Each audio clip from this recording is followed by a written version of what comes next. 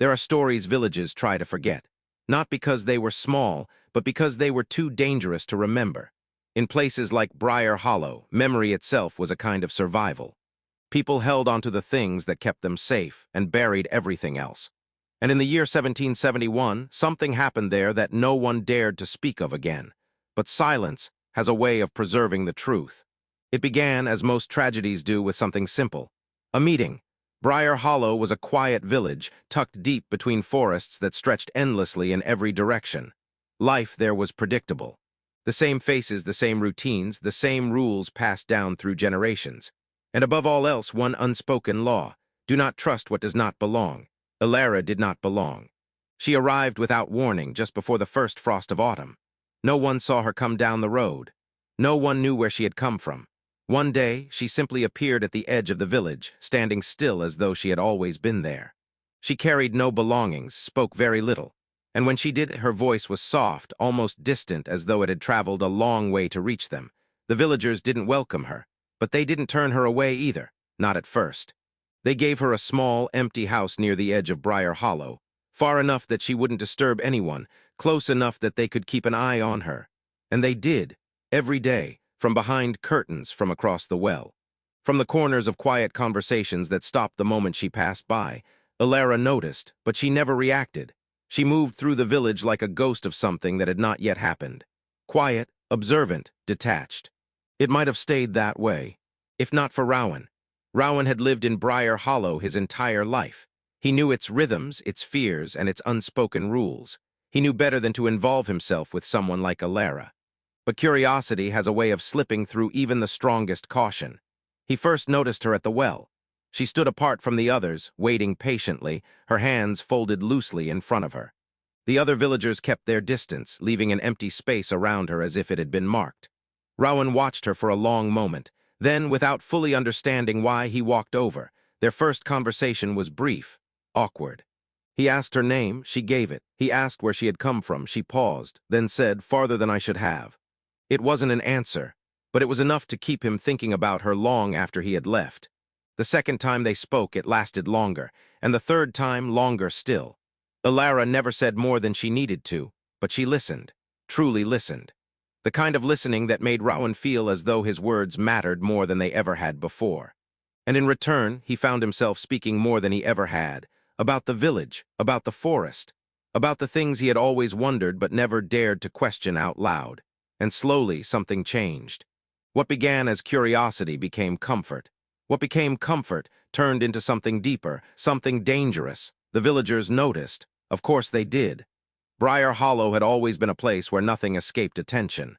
Especially not something that broke its quiet rules. Whispers began. At first they were small, careful. "She isn't right," someone would say. "She brought something with her," another would reply. Rowan ignored them, but the whispers grew louder. And then the strange things began.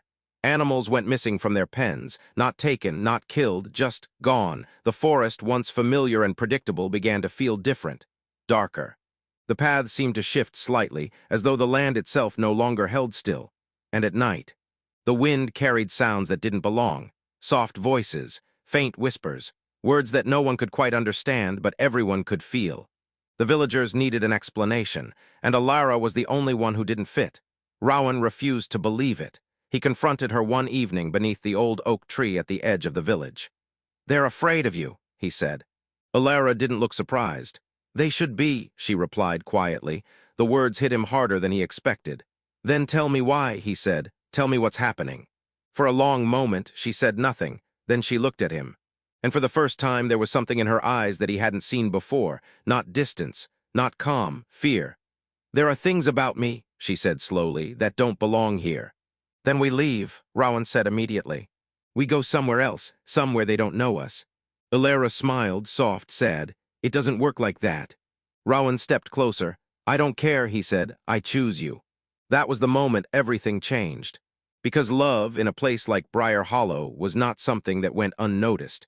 And it was not something that went unpunished.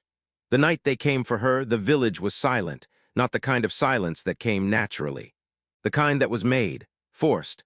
Torches lit the streets, their flames casting long, flickering shadows against the stone walls.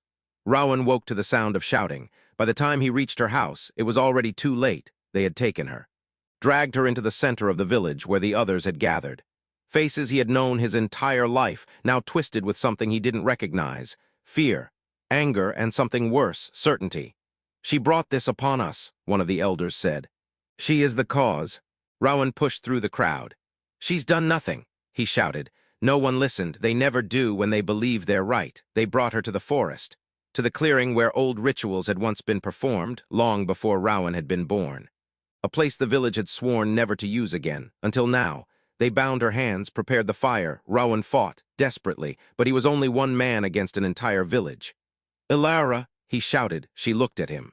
And in that moment, everything else disappeared. "I'm sorry," he said. She shook her head gently.